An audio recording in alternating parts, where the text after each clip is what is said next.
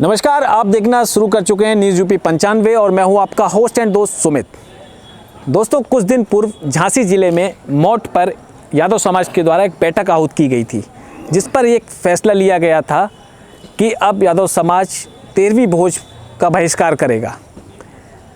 उस बैठक के दौरान जो भी शहर के तमाम समाज सेवी या अच्छी पकड़ रखने वाले लोग बैठे थे, उन्होंने इस बैठक में एक फरमान जारी किया था और कहा था कि किसी के परिवार में जैसे कोई व्यक्ति जाता है तो उस परिवार के ऊपर वैसे ही दुखों का संकट रहता है, उसके उपरांत एक आर्थिक संकट भी उसके रूप में आता है।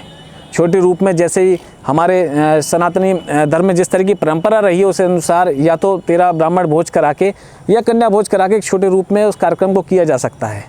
ऐसे में कार्ड को छपवाने के लिए भी उन्होंने उस कार्ड को जो लोग कार्ड को छपवा रहे हैं उसको भी बहिष्कार करने का उस बैठक में फैसला लिया गया था। इसको लेकर आज महोबा जनपद में आज हम अपने पूरे क्षेत्र के तमाम उन लोगों के साथ में यहाँ पर बैठे हैं इस पर परिचर्चा करने के लिए। ये एक परिचर्चा है सिर्फ इसको लेकर के समाज में इस तरह के जो वाक़या चल रही हैं क्या वो सही है और उस पर क्या बदलाव करना चाहिए, क्योंकि आज समाज के तबके के हर वो शख्स हमारे साथ इस कैमरे की नज़र से आप देख सकते हैं। सबसे परिचय कराएंगे, उसके बाद परिचर्चा शुरू करेंगे। सबसे पहले हमारे साथ में बैठे हुए संजय मिश्रा जी हैं जो प्रेस क्लब के अध्यक्ष हैं।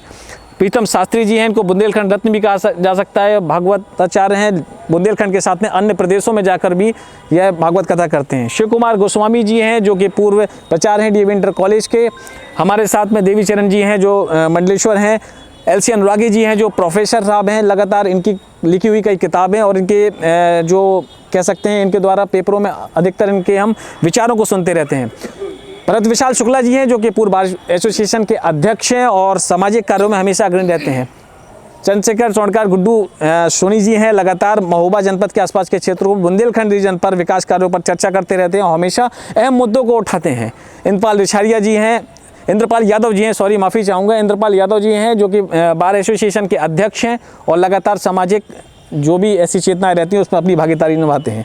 प्रेस क्लब के वरिष्ठ महामंत्री हमारे साथ राजेश चतुर्वेदी जी हैं, लगातार सामाजिक मुद्दों पर हमेशा अपनी भूमिका निभाते हैं और समाज के हर कामों में सभी के साथ में चलते हैं। कुलदीप नगायत जी हैं जो कि लगातार समाज के हित में ये भी कार्य करते रहते हैं। ये सभी लोगों को हमने आज यहाँ पर इसलिए इकट्ठा किया हुआ है कि इस मुद्दे पर हम परिचर्चा करेंगे और जानेंगे आखिरकार समाज में इस तरह की जो मुहिम चलाई जा रही है क्या वह सही है, और अगर सही है या उसमें कुछ बदलाव करना है तो क्या बदलाव हो सकते हैं। शुरुआत करते हैं। सबसे पहले हमारे साथ प्रेस क्लब के अध्यक्ष संजय मिश्रा जी हैं।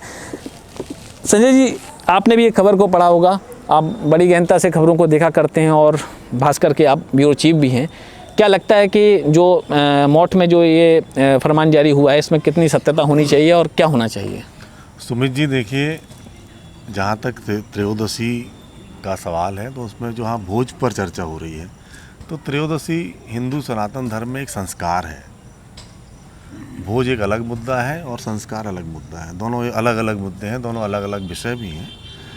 और जहाँ तक हिंदू मैथोलॉजी में, हिंदू धर्म के अनुसार, हिंदू शास्त्रों के अनुसार त्रयोदशी एक संस्कार है, उसमें पिंडदान और तमाम महत्वपूर्ण जो अंतिम समय के जो क्रियाकलाप रहते हैं वो उसमें संपन्न होते हैं। उसमें अब कुछ कुरीतियाँ जुड़ गई और वो कुरीतियाँ कुछ दिन से एक बड़ा रूप ले ली। फिर वो स्टेटस सिंबल बन गया कि आपने कितना किया, हम कितना करेंगे। तो ये निश्चित तौर पर जो है इस पर हम विचार किया जाना चाहिए कि इस जो कुरीतियाँ फैली हैं तो कुरीतियाँ फैलाने में भी हमारी अहम भूमिका है और इनको रोकने में भी हमारी अहम भूमिका है। तो मैं ये चाहूँगा कि जो ये कुरीति है, आपने कहा कि बहुत से लोग इसमें जो है कर्जदार हो जाते हैं और परिवार कष्ट में होता है और कर्ज के बोझ तले दब जाता है, तो ऐसी स्थितियों में नहीं होना चाहिए। हमारे यहाँ देखिए जो पुष्प गमन की व्यवस्था थी, जिस दिन अस्थि विसर्जन होता था, उसमें हमारे यहाँ उस संस्कार में है कि हम लोग 10 रुपये 20 रुपये की सहयोग राशि चढ़ाते हैं। उसका क्या आशय था? उसका आशय ये नहीं था, उसका आशय ये था कि वो पीड़ित परिवार को एक आर्थिक सहायता समाज की तरफ से दी जाती थी, ताकि वो पीड़ित परिवार अपने उन बुजुर्गों को ले जा सके, उनके क्रियाकलापों को संपन्न कर सके और उसके मन में जो इच्छाएं हैं वो कर सके। कई समाज में ऐसे लोग रहते थे जो मतलब अस्थि विसर्जन के लिए सालों तक नहीं गए, 10 साल तक हमने देखा उनके बुजुर्गों की अस्थियां घरों में रखी हैं। तो उस हिसाब से मुझे ऐसा लगता है कि तब ये व्यवस्था की गई होगी। निश्चित तौर पर वो अच्छी व्यवस्था थी, लेकिन वो एक जो है, अब जानते हैं आपकी हर रीति के साथ एक कुरीति जुड़ जाती है, वो एक पार्ट है। और मैं तो इसकी जो है चाहूँगा कि इसमें सुधार होना चाहिए। बिल्कुल, संजय जी ने बहुत अच्छी बात कही है कि इस पर सुधार होना चाहिए। एलसी अनुरागी जी हैं हमारे साथ, प्रोफेसर हैं, लगातार इनकी लिखे हुए लेख हम पढ़ते रहते हैं। अनुरागी जी, क्या लगता है जिस तरीके की एक मॉठ में शुरुआत हुई है और हमारे जनपद के कुलपहाड़ में भी इसकी शुरुआत हुई है, क्या कुछ बदलाव होना चाहिए? क्या ये समाज के द्वारा लिया गया फैसला कितना सही मानते हैं आप? सभी को अभिवादन। मेरा ये व्यक्तिगत विचार है कि वर्तमान परिस्थितियों में त्रयोदशी संस्कार को एक शांति पाठ के रूप में लेना चाहिए। कि वो दुखी परिवार होता है तो बहुत से लोग बहुत बड़े विस्तार से करते हैं और निर्धन परिवार के लोग उतना नहीं कर पाते हैं। तो इसे चाहे कोई छोटा परिवार हो या बड़ा हो, शांति पाठ का आयोजन करा करके उस पीड़ित परिवार को उससे शांति मिलेगी। और इसका उद्देश्य शायद ये रहा होगा त्रयोदशी संस्कार का उस समय कि वो व्यक्ति जो पीड़ित है, जब सारे रिश्तेदार समाज के लोग मिलने आएंगे तो मिलने जुलने से उनका कष्ट दूर होता है। तो इस आशय से जो लोग आते हैं तो उनको प्रसाद के रूप में, जैसे बूंदी का प्रसाद करके, जैसे महोबा में भी उमाशंकर नगाय प्रधानाचार्य जी के परिवार में एक घटना हुई थी, तो उस समय उन्होंने इसी तरह से कराया था। तो इसको संक्षेप में कर लेना चाहिए, मेरा ये विचार है। और त्रयोदशी जिसको करना है या नहीं करना है उसकी इच्छा पर छोड़ दिया जाना चाहिए। अगर वो सक्षम परिवार है तो वो बराबर करे, अगर सक्षम नहीं है तो वो छोटे रूप में शांति पाठ के रूप में करे। अनुरागी जी ने बहुत ही अच्छी बात कही है, जो सक्षम है वो कर सकता है, अन्यथा किसी पर सामाजिक दबाव इस तरीके का नहीं होना चाहिए कि उसको करना ही है। आप भी इस तरह की मुहिम को लगातार आपने भी सुना होगा, आप भी जगह जगह जाते हैं, तो क्या विचार हैं आपका इसको लेकर? बहुत बहुत धन्यवाद, आपने इस मुहिम को उठाया है, प्रश्न रखा है। महोबा हमेशा आपसी सौहार्द का प्रतीक रहा है। महोबा जनमानस, यहाँ किसी में कोई वैमनस्य नहीं है। मैं इस चीज़ को नहीं मानता। ये जो अभी संजय जी पत्रकार हैं हमारे बता रहे थे, एलसी अनुरागी जी ने बताया, मुझे लगता है कोई भी प्रबुद्ध व्यक्ति इसका विरोध नहीं करेगा, इसमें अपने सुझाव दे सकता है। वही बात मैं भी कहना चाहूँगा कि त्रयोदशी एक संस्कार है और वो किसी पर बाध्य, कभी भी कोई ब्राह्मण किसी के घर डंडा लेकर नहीं जाता है कि आप त्रयोदशी करें ही, ये आपके लिए अनिवार्य ही है। ये स्वेच्छा की बात है और सबकी संवेदनाएं हैं। जिसके परिवार में कोई नहीं रहा है उसके साथ पूरे समाज की संवेदनाएं होती हैं।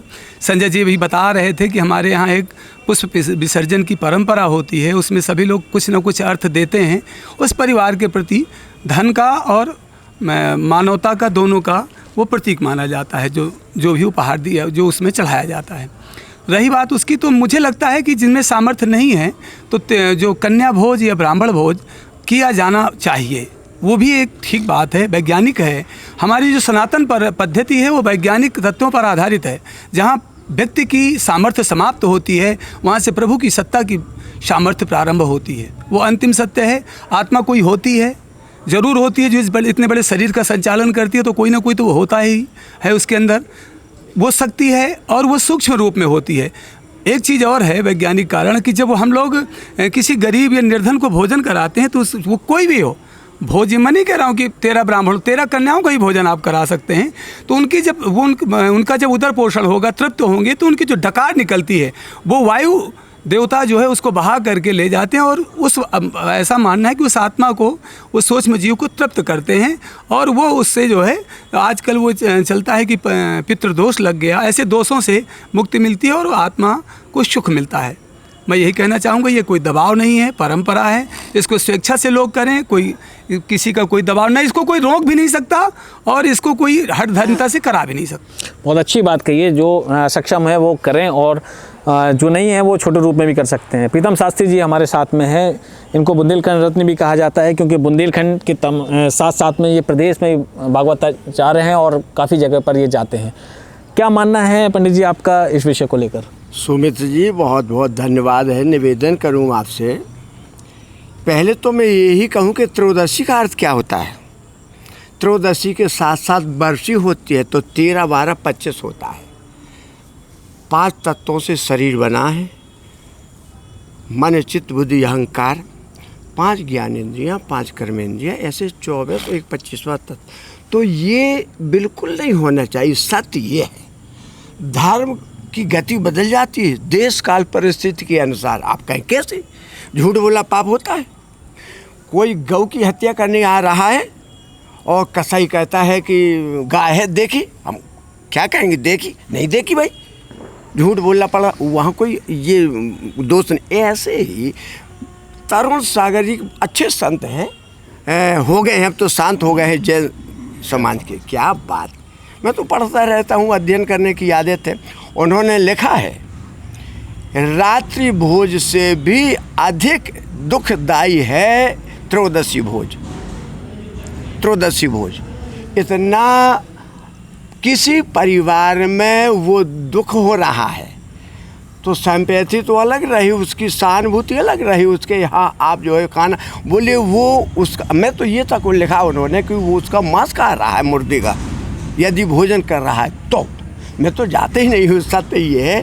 क्योंकि हाँ, अब रही बात शास्त्र की, तो त्रयोदशी के दिन आप विधिवत पिंड दान करिए, 10 गात विधान करिए। इसके बाद अपने जो मुख्य आपके रिश्तेदार उनको बुला लीजिए, ब्राह्मणों को बुला लीजिए, कन्याओं का भोज कर दीजिए। किंतु इसका विरोध तो मैं सदैव से करता रहा, भोज का।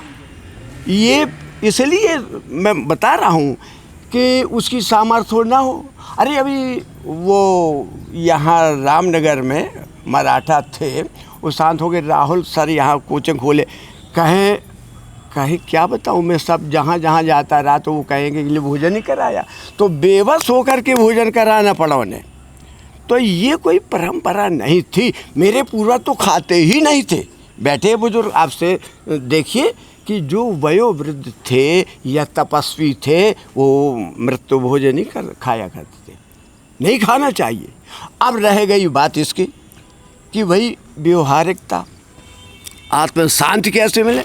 हाँ, मैं यहाँ चरखारी गया, कन्हैया लाल दादाजी RS के बहुत अच्छे अग्रवाल जी, तो उन्होंने प्रसाद के रूप में सबको थोड़ा थोड़ा प्रसाद दे दिया, चले आए। सबसे अच्छी परंपरा है। तो निवेदन करूँ, ये दिखावा हो गया, पहले था नहीं, अब दिखावा हो गया, तो मैं इसके पक्ष में नहीं हूँ। त्रयोदशी भोज बिल्कुल नहीं करना चाहिए। और सत्य ये है कि हम इतना तब भी नहीं कर पाते हैं कि उस पाप को भस्म कर सकें। त्रयोदशी व्रत, वो त्रयोदशी का जो आपका वो है त्रयोदशी का, तो निवेदन करूं ये कोई व्रत नहीं है, केवल उस आत्म शांति के लिए हम जा कर के आत्म शांति, वेद मंत्र पढ़ दे, गीता के मंत्र पढ़ दे, हो गया। ब्राह्मण भी ये नहीं कहता है कि नहीं ये करो। अब तो प्रश्न चल गया है, तो अधिक समय ना लेते हुए मैं यही चाहूँगा सुमित जी कि ये परंपरा एक कुरीति है, सत्य ये है, और राठ क्षेत्र में बहुत पहले से बंद हो गया, तो इसे बंद होना ही चाहिए। केवल भारतवर्ष के बहुत सारे क्षेत्रों में बंद है, हिंदू समाज में जी, ये केवल बुंदेलखंड और उत्तरी भारत में ये परंपराएं हैं। जी जी जी। जबकि अन्य क्षेत्र में हिंदू समाज में ये त्रयोदशी की परंपराओं का भोज बंद हो चुका है, कोई जाता ही नहीं। चाहे आप कर्नाटक में देख लीजिए या पंजाब में देख लीजिए, हरियाणा में देख लीजिए, त्रयोदशी के भोज में कोई जाता ही नहीं है। मालवा में कोई जाता ही नहीं है, कोई आदमी हाँ कहीं नहीं जाता। वो मतलब केवल जो है वहाँ पे भोज में शामिल होने के लिए कोई आदमी मिलेगा नहीं, मिलेगा नहीं। मैं बता रहा हूँ, मैं तो पढ़ा है ना, वो संत लगा, तरुण सागर बहुत अच्छे संत हो गए। उन्होंने लिखा है कि जो उस को खा रहा है प्रसाद को, वो माने उसका मांस खा रहा मुर्दे का, यहाँ तक लिखा है, तो नहीं खाए। हाँ, केवल सहानुभूति, जाओ दरवाजे हुआइए आप। और इस मृत्यु भोज का तो मैं सदैव से विरोध करता रहा हूँ। भरत विशाल शुक्ला जी भी कुछ कहना चाह रहे हैं इस पर, और जो कि पूर्व एसोसिएशन के अध्यक्ष रहे हैं। शुक्ला जी क्या इस विषय पर कहना चाह रहे हैं? जब अभी पंडित जी से बात कर रहे थे तो आप कुछ बात कहना चाह रहे थे? नहीं, जैसा कि पहले तो आप सबको नमस्कार। आपने जो मुद्दा रखा है बहुत ही अच्छा मुद्दा है, और मौठ के लोगों का भी मैं धन्यवाद देना चाहूँगा जिन्होंने इस पहल के लिए एक मुद्दा बनाया। जैसा कि अभी मिश्रा जी ने कहा कि त्रयोदशी संस्कार है, ये हमारे जो 16 प्राचीन संस्कार है उसमें अंतिम संस्कार में जो है पितृमोक्ष के लिए और पुरखों के मोक्ष के लिए इस संस्कार का होना आवश्यक है। लेकिन मुद्दा है भोज हो या नहीं। यदि किसी का सामर्थ्य नहीं है, उसकी आर्थिक स्थिति कमज़ोर है, तो उसको कतई जो है बाध्य ना किया जाए, ना उसको करना चाहिए। चूँकि गरुड़ पुराण में स्पष्ट रूप से है कि कभी भी अपने पितरों का कोई भी कार्यक्रम इस कर्ज लेकर के मत करिए। यदि आप कर्जा लेकर के करेंगे तो उनको आत्म शांति नहीं मिलेगी, उनको मोक्ष नहीं मिलेगा। तो मेरा सभी से ये कहना है कि जिसकी जितनी आर्थिक स्थिति हो उस स्तर से करना चाहिए।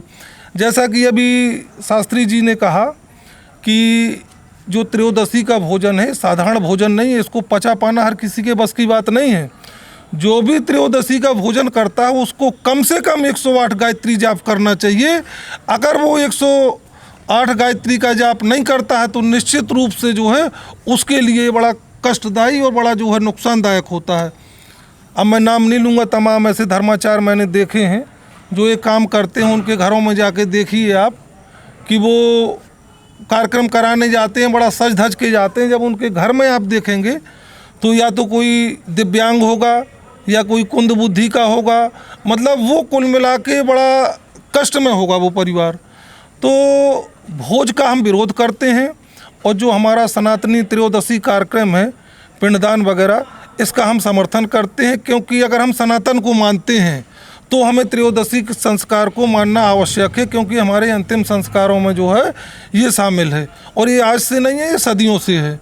लेकिन भोज का विरोध करते हैं। यदि सक्षम व्यक्ति है अपना कराए, अन्यथा किसी पर थोपना या इसको कंपलसरी करना ये जो है कतई बर्दाश्त नहीं है। ये समाज के लिए जो है भविष्य के लिए जो है खतरा है।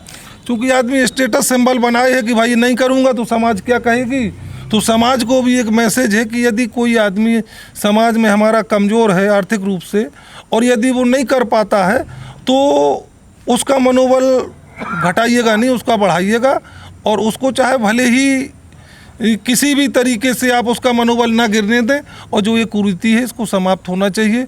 और मौठ वालों को और हमारे कटवरिया में तो करीब 1.5 साल से चल रहा है, हमारे अध्यक्ष जी हैं, इनके बिरादरी में खास करके कि यदि जो भी इन्होंने तो देवी जी की कसम असम भी करवाई है। हालांकि कुछ लोग जाते भी हैं संकोच में, जैसे आपसी वालों के यहाँ तो छुप के चले जाते हैं, लेकिन सामाजिक रूप से वो जो है खुल के जो है उसका विरोध करते हैं। तो इनको भी धन्यवाद देते हैं अध्यक्ष जी को, अगला नंबर उन्हीं का है, पहले से जो पहल की है।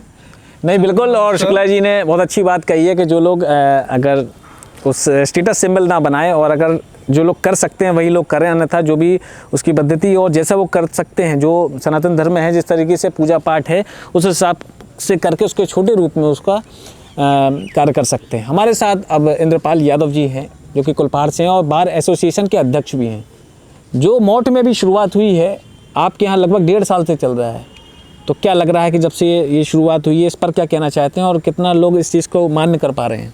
जी, सर्वप्रथम मैं न्यूज यूपी 95 को बहुत बहुत धन्यवाद करना चाहूँगा इस बात के लिए कि एक रचनात्मक समाज का जो पहलू है इस पर आपने गौर किया, इसके लिए आपके लिए बहुत बहुत धन्यवाद। क्योंकि आजकल जो देखा जा रहा है मीडिया के बहुत ही रूप देखने को मिलते हैं, इस तरफ आने वाले आप मुझे अभी बहुत दिनों बाद ऐसे लगे, इसके लिए बहुत बहुत धन्यवाद। अब इस संबंध में पहली चीज़ तो अभी जो हमारे मनीषियों ने जो बात कही है कि इस पर दबाव ना डाला जाए, मेरी समझ में इस पर कहीं कोई दबाव नहीं है, ना तो शास्त्रों के द्वारा है, ना समाज के द्वारा है, ना लोगों के द्वारा है। एक जो दबाव है वो साइकोलॉजिकल दबाव अपने आप में होता है। हमारे यहाँ बिल्कुल सत्य है कि आज से 1.5 वर्ष पहले हम लोगों ने एक मीटिंग की माँ बाग विराजन माँ के दरबार में। सारे लोगों की एक कमेटी भी गठित हुई। हमारे ये सेवानिवृत्त लेखपाल जी हैं, लेखपाल संघ के अध्यक्ष भी रहे थे श्रीपत यादव जी, आज भी वो संगठन चल रहा है, उसके वो अध्यक्ष हैं। और पूरा संगठन बनाया गया था, चंदा भी इकट्ठा किया गया कि जहाँ जहाँ लोगों की जैसी मृत्यु हो तो वहाँ जाके ये हमारी कमेटी लोगों को प्रेरित करेगी कि आप इसको नहीं करेंगे। वो कमेटी आज भी है, वो कोशिश भी कर रही, काम भी कर रही, लेकिन सफलता हमारी 10-15% है।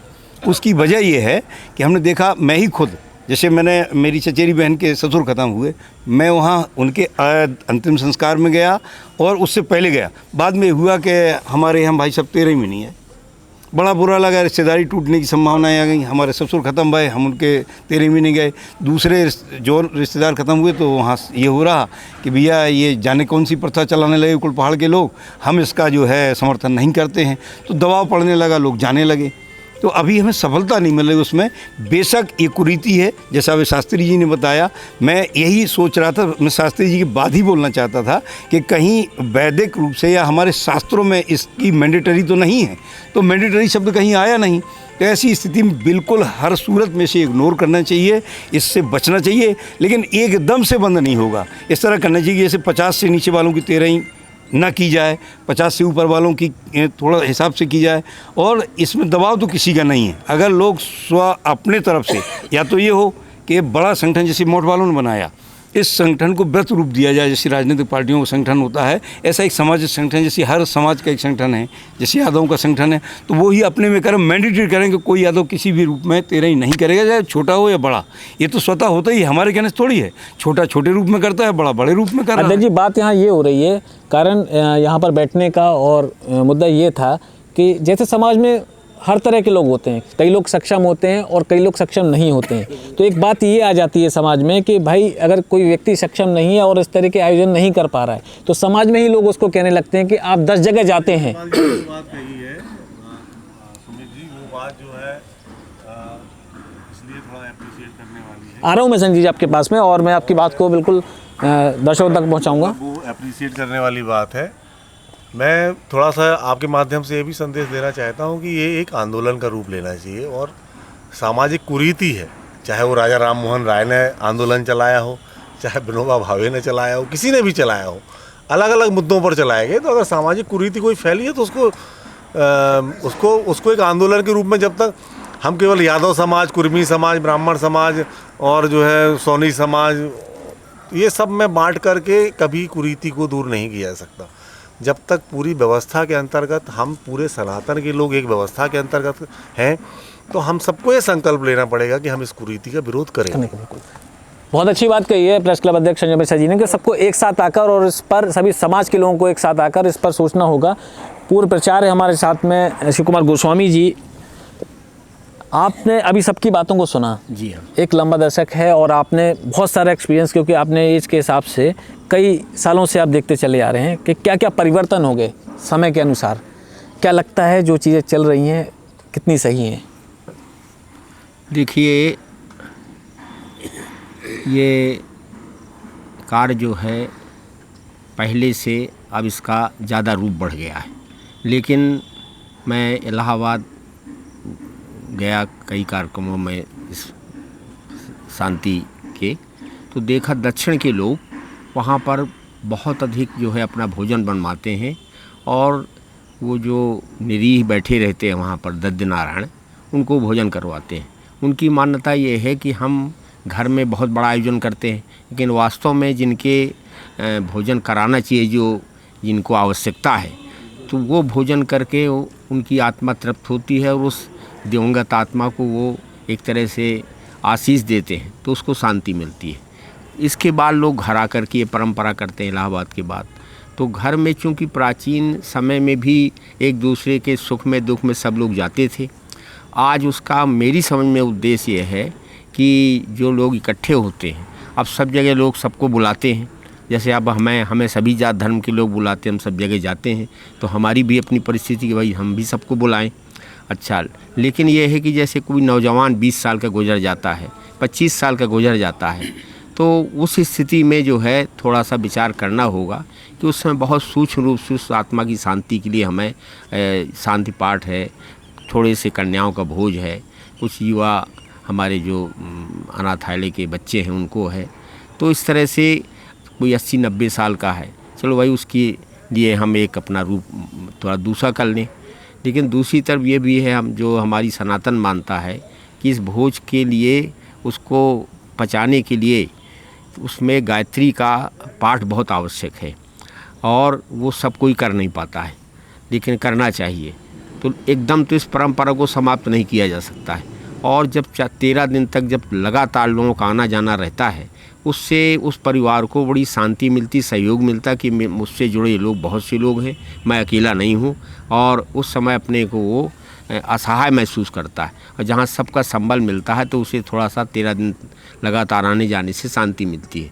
तो ये प्रथा देखिए आप एकदम नहीं समाप्त कर सकते, लेकिन इसके स्वरूप को जो है बदला जा सकता है, वो भी धीरे धीरे।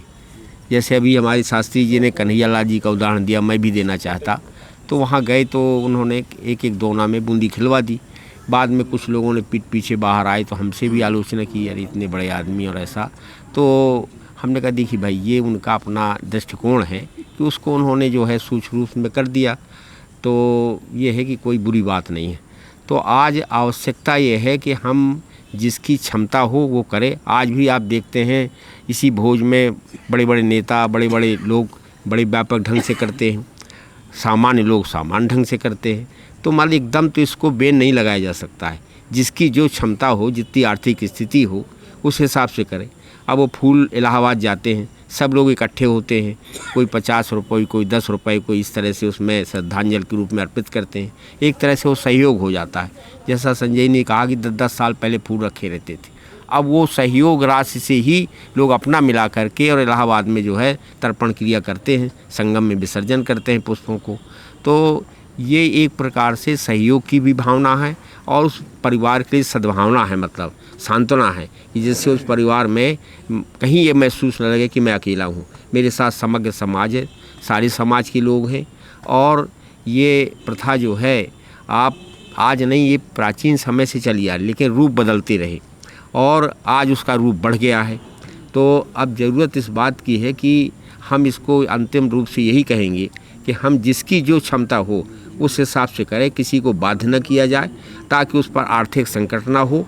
और जो युवा गुजरते हैं उसमें ईमानदारी से बिल्कुल नहीं करना चाहिए, क्योंकि जाने के बाद वहाँ खाने की इच्छा नहीं होती है। एक नौजवान बेटा 20 साल का गुजर गया, और लेकिन तब भी लोग बाध्य करते हैं, लोग बेमन से ले लेते हैं। तो इस तरह से ये प्रथा जो है हम एक तरह से सहानुभूति के रूप में लेते हैं कि पहुँच कर उस व्यक्ति को शांति मिलती, सहयोग मिलता है और एक पारिवारिक उसको समरसता सद्भाव कायम होता है, और एक समाज में जो है वो अपने को असहाय महसूस नहीं करता है। बहुत अच्छी बात कही है पूर्व प्राचार्य हैं और श्री कुमार गोस्वामी जी और गुड्डू सोनी जी हमारे साथ में। सामाजिक मुद्दों पर हमेशा जनपद में और आसपास के क्षेत्रों बुंदेलखंड रीजन तक अपनी बात को हमेशा प्रमुखता से रखते हैं। आपने पूरे सभी की बातों को सुना, क्या लगता है, क्या निष्कर्ष निकलना चाहिए? और यहाँ पर बात भोज की हो रही थी, जिस हिसाब से लोगों को आर्थिक संकट की स्थिति ना पैदा हो, क्या विचार रखना चाहेंगे इस पर? मेरा ये कहना है कि भोज को धीमे धीमे समाप्त ही करना चाहिए और बड़े लोगों को इसमें आगे आना होगा। हमें याद है कि बती चाचा की जब धर्मपत्नी जी का निधन हुआ था, उन्होंने आइडियल के रूप में सिर्फ प्रसाद का वितरण किया था। होता क्या है कि बड़ों से ही कुरीतियाँ नीचे की ओर, क्योंकि बड़े जब करते हैं, उनके यहाँ 20 बार खा करके आए हैं, तो 21वीं बार अगर हमारे परिवार को कुछ हुआ तो हमें खिलाना एक साइकोलॉजिकल मजबूरी हो जाती है। दूसरा, अगर हम नहीं कराते हो तो हमारे पर लेवल लगता है कि हम गरीब इसलिए नहीं करा पा रहे हैं। बहुत अच्छी बात। स्थिति ये है कि आज की तारीख में जो भी ख़त्म होते हैं, सामान्यतः आप देखते होंगे कि कहीं ना कहीं मेडिकल ऐड लेने के बाद ही दुर्घटनाएं होती हैं।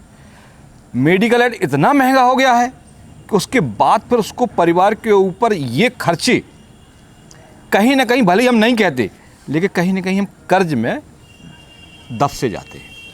उसको चुकाने में हमारा फ्यूचर भी स्पॉइल हो जाता है। तो मृत्यु भोज पूर्णतः बंद होना चाहिए। उसके लिए आगे आना चाहिए बड़े लोगों को, जैसे बती चाचा ने साहस किया था। उनके पैसे की कमी नहीं है, आइडियल के रूप में उन्होंने पेश किया था कि हम प्रसाद का वितरण करेंगे। उन्होंने प्रसाद का वितरण किया था। हम लोगों ने उनके पूरे आयोजन के दौरान चंद्रिका माई प्रसाद, इसके बाद पर जो बचा शेष घर में आकर प्रसाद वितरण किया था। इस रूप में करेंगे तो निश्चित रूप से जब बड़े लोग करने लगेंगे तो नीचे के लोगों को करने में कोई दिक्कत नहीं होती। जितनी भी कुरीतियाँ हैं बड़े के द्वारा ही थोपी जाती हैं, और कुरीतियाँ तभी हटेंगी जब बड़े लोग इसमें आगे आएंगे। छोटे लोगों में गरीबी के एहसास से बचने के लिए लोग करते हैं, इसको हर हाल में बंद होना चाहिए। बार एसोसिएशन के अध्यक्ष इंद्रपाल यादव जी बराबर कोई सवाल करना चाह रहे थे या अपनी कुछ बात को रखना चाह रहे थे। पाल जी, क्या बात रखना चाह रहे थे आप? मैं कहना चाहता हूँ इसमें कि ये इस तरह तो बंद नहीं होगा जिस ढंग से हम लोगों ने अभी किया है। अभी जो बात आई है अध्यक्ष जी की, प्रेस क्लब के अध्यक्ष जी ने कहा है कि ये जातियों बांट के संगठन नहीं। मेरा ये सुझाव है कि इसके लिए जिला स्तर पर हर समाज का एक संगठन बने, और वो सामाजिक संगठन इसका जो है इसको बैन करे पूरी तरह, बैन करना पड़ेगा अगर हम सोचेंगे छोटा बड़ा, क्योंकि इसमें इतनी सोचें शुरू हो जाती हैं। कोई कहता है हमारे पिताजी तो इतनी बड़ी संपत्ति छोड़ के गए, क्या हम उनका सुधार ही नहीं कर सकते हैं। तमाम, अब जैसे गुड्डू भैया ने कहा कि छोटे लोग सोचते हैं कि हम गरीब इसलिए नहीं कर पा रहे हैं, तमाम ईगो इशू आ जा रहे हैं। इस नहीं, इसके लिए एक सामाजिक संगठन सारी समाजों का इकट्ठा हो। और है कि किसी भी व्यक्ति की मृत्यु हो जाती है तो 13 दिन के बाद एक 13वीं संस्कार के रूप में एक आयोजन होता है। वर्तमान परिवेश में ये ज़रूर है कि वो संस्कार अब समारोह के रूप में बढ़ गया है। ये कुरीति है। संस्कार तो जो अपने शास्त्रों में विधान है कि बहुत ही सूक्ष्म रूप से ब्राह्मणों का भोज है, गरीबों का भोज है, केवल यहाँ तक सीमित रहना चाहिए, मेरा ये मानना है।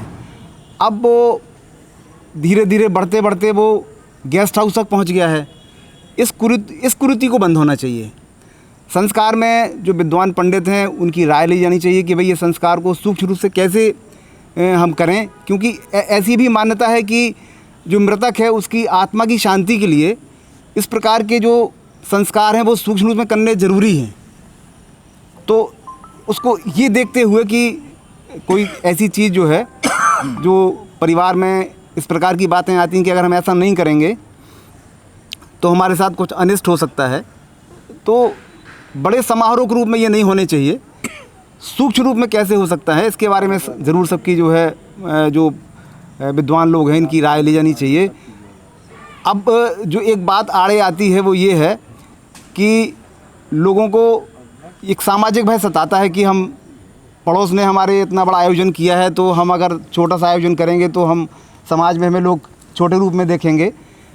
तो इसके लिए भी जो वकील साहब ने एक बात कही है कि हमें कहीं ना कहीं बड़े लोगों को, वकील साहब ने भी कहा कि हमें बड़े लोगों को आगे आना चाहिए, लोगों के मन को टटोलना चाहिए, उन्हें बताना चाहिए कि कुरीति है, इसको इस रूप में ना जाएं, इस रूप में करें ताकि मृतक की आत्मा की शांति का समाधान भी हो सके और एक अनावश्यक के आर्थिक बोझ से हम बच सकें। बहुत अच्छी बात कही है। हमारे साथ इस कार्यक्रम में 2-3 लोग बीच में जुड़ चुके हैं जो कि प्रेस क्लब के वरिष्ठ महामंत्री राजेश चतुर्वेदी थे ही हमारे साथ में। व्यापार मंडल के जिलाध्यक्ष भागीरथ नगाई जी हमारे साथ जुड़ गए हैं। सुभाष शुक्ला जी हमारे साथ जुड़ गए हैं। वीर सिंह यादव जी हमारे साथ हैं जो भी हमारे साथ में बाद में कार्यक्रम के जुड़े हुए हैं। आप शॉर्ट फॉर्म में और थोड़े कम शब्दों में ये बताएं कि इस तरह की आपने सभी को सुना है क्योंकि कार्यक्रम की एक सीमा भी पूरी हो चुकी है। सबसे पहले छोटे भाई आपको बधाई देते हैं कार्यक्रम का आयोजन की, सुमित जी, और हमारे जितने भी आदरणीय गुरु जी, शास्त्री जी और हमारे बड़े भाई भागीरथ जी और हमारे तीनों वकील साहब लोग बैठे हैं, ये हमारे कली हमारे साथी के लोग हैं, सबको धन्यवाद देते हैं। और बाकी सबके जो जिन लोगों ने जो वक्तव्य दिए हैं सबके वक्तव्यों से सहमत हूँ। और बाकी जो ये कुरीति है इसको ख़त्म होना चाहिए, लास्ट यही कहूँगा। कम शब्दों में भागीरथ नगाई जो कि व्यापार मंडल के अध्यक्ष हैं, आपने भी बहुत थोड़ा सा किसी कार्यक्रम की वजह से थोड़ा सा लेट आपने ज्वाइन किया है, जितना सुना है सभी की सहमति की बात, आप क्या कहना चाहेंगे? देखिए, अपने सनातन धर्म में और शास्त्रों में जो लिखा है संस्कार 16 होते हैं। मुंडन है, कंछेदन है, ये भी संस्कार है, ये भी फूल वगैरह लेके, और ये भी तो संस्कार उस हिसाब से तो होते हैं। अब रही बात ये कि अभी जो 13वीं होती है, पहले ऐसा नहीं होता था। जो अभी गुरुजी ने कहा कि जब फूल जाते हैं तो वो 25-50 रुपये, 10 रुपये, 50 रुपये, 100 रुपया एक आर्थिक सहायता भी हो जाती है और उसका वो निकल आता है। तो पहले इतनी गरीबी थी, आज पहले गरीबी थी 90% लोगों में, आज गरीबी बची है 50%, 40% लोगों में। सब सक्षम हैं और इसीलिए उसका जो है एक ऐसा रूप आ गया है कि सब जो है उसको एक दूसरे से उससे बढ़ चढ़ के करते हैं और उसी का कारण है जी। तो वो एक कुरीति के रूप में प्रकट हो गया। अब बहुत सारे लोग हैं, कोई उन्होंने शायद जो बंद किया तो कोई ऐसा तो बैन लगाया नहीं कि आप ना करो, बहुत सारे लोग करते हैं।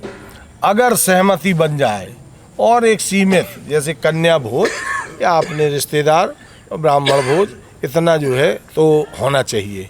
इसके बाद ज़्यादा बढ़ चढ़ के जो करते हैं वो ना हो तो बहुत अच्छा है उसमें। लेकिन जब जो है ये एक तो रीति बन जाएगी तभी आप मानिए कि ये कुछ रुकेगा। रीति नहीं बनेगी तो ये रुकने वाला नहीं है। क्योंकि देखिए, सब लोग कोई ना कोई आड़ लेके कि हमारे सब लोग क्या कहें, हमारे पिताजी तो हमारे लिए ये सब छोड़ के गए, क्या हम उनका संस्कार अच्छी तरह न करें। तो ये बातें एक सामने आती हैं, जिसकी होती है क्षमता वो करता है। तो इसलिए जो है अगर सहमति बन जाती है तो बहुत अच्छी बात है, वो नहीं कर। अब फिर अगर उसको करना है और उसकी बड़ी इच्छा है तो अन्य बातों में भी 1 साल बाद बरसी होती है। आप बरसी के बहाने गरीबों को क्या सबको समाज को खिला दो, जिसके है तो उसको तो भंडारा करना चाहिए, कोई दिक्कत नहीं है। हम तो कहते हैं ऐसा एक भंडारा चलना चाहिए जो सक्षम है तो 13 में अपने ना करे सही कि जो है पूरे महोबा के गरीब, जैसे रोटी बैंक चलता है, सबको जो है खिलाया पिलाया जाए, सबके एक सिस्टम बना दिया जाए कि जो भी भूख आइए। क्योंकि देखिए हर आदमी वहाँ खाने नहीं जाता है, चाहे आप भंडारा खोल दीजिए कहीं, हर आदमी वहाँ खाने नहीं जाता है। वो जो मजबूर होता है वही पहुँचता है। इतनी क्षमता सब में थोड़ी होगी जो वहाँ जाके खा ले, वो अपने ऊपर छाप लगा लेंगे यार ये तो भंडारे का खाते फिर रहे हैं, और जो है इनकी तो वो नहीं लगाना चाहता। तो ऐसा अगर हो जाए तो उसमें कोई दिक्कत नहीं है, और फिर अन्य प्रकार से वो कर ले, उनको ये बात समझाई जाए कि भैया इस समय ना करके बरसी कर लो या श्राद्ध के रूप में कर लो, या हम कहते भंडारा चालू कर दो, गौशालाओं में खिला दो, और तमाम प्रकार के कर सकते हैं। ये बात उनको समझाई जाए अगर समाज को, और ऐसी बात अगर हमारे आपके बीच में सहमति बन जाए तो एक जो वास्तव में परेशान है उनके ऊपर बोझा कम हो जाएगा। आपने सभी की बात सुनी और सभी ने अपने मत को रखा। इस कार्यक्रम का उद्देश्य मात्र सिर्फ इतना ही था कि समाज में जिस तरह की शुरुआत झांसी जिले के मोट नगर में हुई है, जो लोग सक्षम हैं वह त्रयोदशी जैसे भोज की सभी लोगों ने अपने अपने मत रखे कर सकते हैं, और जो लोग नहीं हैं उन पर किसी भी तरीके का सामाजिक दबाव ना रहे, और सब ने अपने मत रखे और बहुत ही अच्छी बात कही। ये सभी महोबा के वह बुद्धिजीवी हैं इस जनपद के, जिन्होंने अपने अपने विचारों को रखा। सब अपने अपनी फील्ड के माहिर हैं और सभी लोगों ने बखूबी अपनी बात को रखा। आज इस कार्यक्रम का उद्देश्य मात्र समाज में एक संदेश पहुंचाना था कि जहां जहां इस तरह की मुहिम चल रही है, लोग चीज़ों को समझें और वास्तविकता में जो चीज़ है उस पर कार्य करें, ना कि किसी की बहकावे पे या ना ही सामाजिक दबाव पर वो कार्य करें। जैसी जिसकी स्थिति हो उस हिसाब से वह जो भी उनके कार्यक्रम है उसको अंजाम देने तक पहुंचाने का कार्य कर सकते हैं। तो इस कार्यक्रम में सभी लोग आज उपस्थित हुए, हम सभी को धन्यवाद देना चाहते हैं कि सभी ने अपना अमूल्य समय निकालकर यहाँ पर समय दिया और एक सामाजिक मुद्दे पर परिचर्चा की। हमारे साथ कैमरा के पीछे से तनिष गुप्ता और रोहित चौबे लगातार हमारी सहायता करते रहे, उनको भी धन्यवाद। और समूचे जनपद से जो लोग हमारे इस कार्यक्रम में उन्होंने हिस्सेदारी निभाई, उन सभी को हमारे चैनल की ओर से हम धन्यवाद करते हैं। बहुत बहुत धन्यवाद।